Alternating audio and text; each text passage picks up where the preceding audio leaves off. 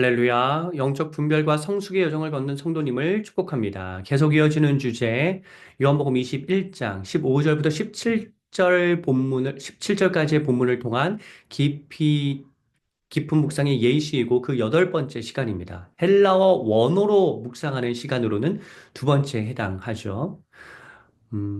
오늘은 사랑이라는 표현에 대해서 주목하려고 합니다. 본문에 보면 사랑이라는 단어가 총 6번 나옵니다. 정확하게는 7번인데 세 번째 대화에서의 사랑이 한 번 더 추가된 건 예수님이 베드로를 물으신 내가 나를 사랑하느냐의 재언급이기에 6번이라고 설명드렸습니다. 그런데 한국어 성경에서 똑같이 사랑이라고 번역했지만 헬라어 원문으로 보면 사랑이라는 단어의 그 헬라어 그 차이가 있습니다. 예수님이 첫 번째와 두 번째로 물으실 때 쓰인 단어는 아가페입니다. 베드로가 답변할 때 사용한 단어는 세 번 다 필레오입니다. 예수님이 세 번째로 물으실 때 쓰신 단어가 필레오입니다. 그러니까 예수님은 아가페, 아가페, 필레오, 베드로는 필레오, 필레오, 필레오 이렇게 쓴 거죠. 사실 품사로 보면 아가페는 명사이고 필레오는 동사입니다. 그러니까 아가페의 동사인 아가파오, 아가페의 동사는 아가파오고 필레오의 명사는 필로스입니다. 그런데 통상 아가페, 필레오 이런 식으로 더 많이 쓰기에 품사가 서로 다르지만 그냥 아가페, 필레오 이렇게 쓰겠습니다. 자, 일반적으로 아가페의 사랑이 높은 수준의 완전한 사랑이고 필레오의 사랑은 그보다 좀 더 낮은 친구 간의 사랑이라고 봅니다.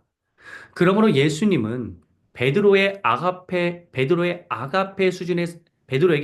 수준의 사랑을 요구하셨는데 베드로는 그 정도의 사랑 표현을 하지 못하였고 그래서 예수님이 마지막에는 베드로의 수준에 맞춰서 필레오의 사랑으로 물으셨다고 해석할 수 있습니다. 네. 그런데 저는 좀 다르게 생각합니다. 왜냐하면 성경에 내가 주님을 아가페의 사랑으로 사랑한다고 고백한 사례가 제가 찾아봤을 때는 없습니다. 그러니까 말씀에서 내 하나님을 사랑하라 라고 하는 이 명령문은 사람들에게 권고할 때 쓰이는 문장이기에 그때는 아가페의 사랑을 썼지만 그건 하나님의 명령이기 때문에 그렇게 표현한 것이고 인간이 하나님 주님에게 아가페의 사랑으로 살아간다고 고백한 적이 제가 찾아봤을 때는 없습니다. 그러니까 인간으로서 우리는 하나님을 아가페의 사랑으로 사랑한다고 고백하기가 저는 어렵다고 생각하고 베드로 역시 마찬가지였다고 생각을 합니다. 아가페의 사랑은 신적 사랑을 나타냅니다.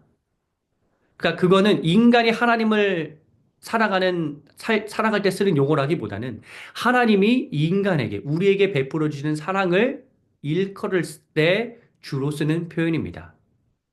그렇기 때문에 그건 하나님의 명령에 따른 사랑이고 하나님이 인간에게 베풀어 주신 사랑인 것입니다. 베드로 역시 그렇기 때문에 필로의 사랑을 고백했다고 해서 하나님이 요구하시는 그 사랑을 충족시키지 못했다? 라고만 보기에는 좀 저는 그렇게 하여간 보지 않습니다. 예, 예. 물론 그렇게 뭐 볼 수도 있지만요. 저는 그 베드로가 계속해서 예수님이 아가페로 물으시는데 필라라고 대답했던 그 부분에 초점을 맞추기보다는 왜 예수님이 두 번은 아가페의 사랑으로 물으시다가 마지막에는 필레오의 사랑으로 물으셨는지. 음. 그게 단순히 베드로와 수준을 맞추기 위해서가 아니라 어떤 의도를 가지고 필레오라고 마지막에는 물으셨을 텐데 왜 그렇게 물으셨는지 이 부분에 조금 주목하고 싶습니다. 이 질문에 답을 하려면 우선적으로 아가페가 필레오보다 더 높은 수준이다라고 하는 이러한 개념을 조금 내려놔야 합니다. 음. 왜냐하면 예수님도 누군가를 사랑한다고 표현하실 때 필레오를 쓰신 적이 있기 때문입니다. 예수님이 나사로를 사랑하신다라고 하는 표현에서 요한복음 11장에 보시면 필레오의 사랑을 쓰십니다. 심지어 하나님이 자기 아들 예수님을 사랑하신다고 했을 때도 요한복음 5장 20절에 보면 필레오라는 단어가 쓰입니다. 그렇다면 이 필레오라고 하는 단어는 단순히 아가페보다 낮은 수준이라고 하기보다는 용례에 따라서, 상황에 따라서 아가페를 쓸 수도 있고 필레오를 쓸 수도 있는 것입니다. 그러니까 만약에 이 필레오라는 단어도 그냥 인간이 썼다면 평범해졌을 텐데 예수님이 필레오를 쓰시면 그거는 신적 사랑, 그러니까 아가페보다 낮은 수준의 사랑이 아니라 동일한 신적 사랑인데 강조점이 좀 달라지는 것이죠. 그러니까 단어 자체의 의미보다 그 단어를 누가 썼는지가 더 중요하잖아요. 그런 차원으로 이 예수님이 말씀하신 필레오 사랑을 이해할 필요가 있다고 생각합니다.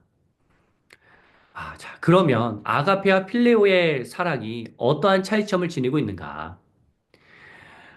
이건 학술적 연구를 제가 한 게 아닙니다.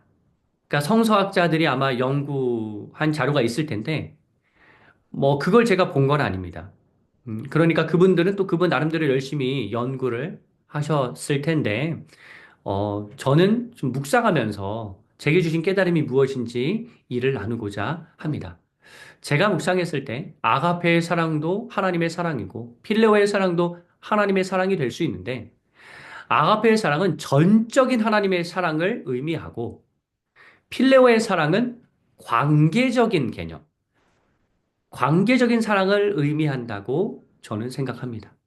그러니까 이 아가페의 사랑은 선제하는 하나님의 사랑, 우리에게 먼저 다가오시는 하나님의 사랑, 우리가 하나님께 사랑을 고백하더라도 그건 하나님의 사랑이 먼저 있었기 때문에 가능한 사랑이며 우리가 하나님을 사랑하는 마음도 하나님이 부어주시기 때문에 가능한데 그러한 개념의 사랑을 표현할 때 이 아가페를 사용하고 필레오는 우리가 그 앞에서 살펴보았듯이 예수님과 나사로의 사랑이 필레오였고 주님은 나사로와의 관계를 강조하기 위해서 필레오를 쓰셨던 것처럼 그리고 하나님이 예수님을 사랑한다고 하는 그 표현도 이 필레오, 관계적 삼위일체성을 강조하기 위해서 이 필레오를 쓰신 것처럼 전 그렇게 생각하는데 어떤 관계적인 사랑을 나타낼 때는 필레오를 쓰셨다고 저는 생각합니다.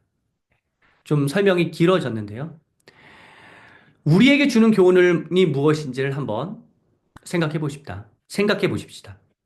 일단 첫 번째와 두 번째 대화에서는 주님의 아가페 사랑에 베드로가 필레오 사랑으로 대답합니다. 이를 통해 우리는 주님의 선제하는 사랑이 얼마나 귀한지를 깨달을 수 있습니다.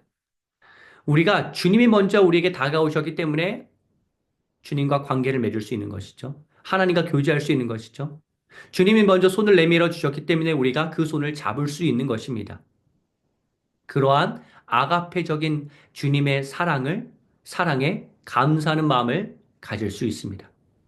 세 번째 대화에서 주님이 필레오의 사랑으로 베드로에게 친근하게 다가가시죠. 이는 나사로에게 필레오의 사랑으로 다가가신 그러한 사랑의 하나님, 그 하나님의 마음이 느껴집니다. 이렇게 주님은 우리에게 친구처럼 친근하게 다가오시는 너무나 좋으신 분이라고 하는 사실을 우리는 이 사랑이라는 단어가 헬라어로 다르게 쓰인 점을 통하여서 깨달을 수 있습니다. 결론적으로 주님의 사랑은 먼저 우리를 사랑하시는 사랑, 감히 피조물인 인간과 친밀한 관계를 맺도록 허락하신 사랑, 그리고 베드로에게 아가페에서 좀 더 친근한 필레오의 사랑으로 다가오셨듯이 우리를 친구처럼 여기시는 성육신적인 사랑이라고 할 수 있습니다. 이해할 수 있습니다. 이렇게 이해할 수 있습니다. 사랑하는 성도 여러분, 언제나 주님은 우리를 맞이하실 준비가 되어 계십니다. 우리를 따뜻한 품으로 안아주시는 주님과 만나는 자리, 그 자리를 사모하시면서 우리와 친밀한 관계, 아가페의 사랑을 베풀어 주시는 주님께서 필레오의 사랑으로 우리에게 다가오실 때 그 친근한 주님과 귀한 교제, 만남을 가지셔서 그 하나님이 얼마나 우리를 사랑하시는지를 꼭 경험하는 은혜가 있기를 주님의 이름으로 축복합니다.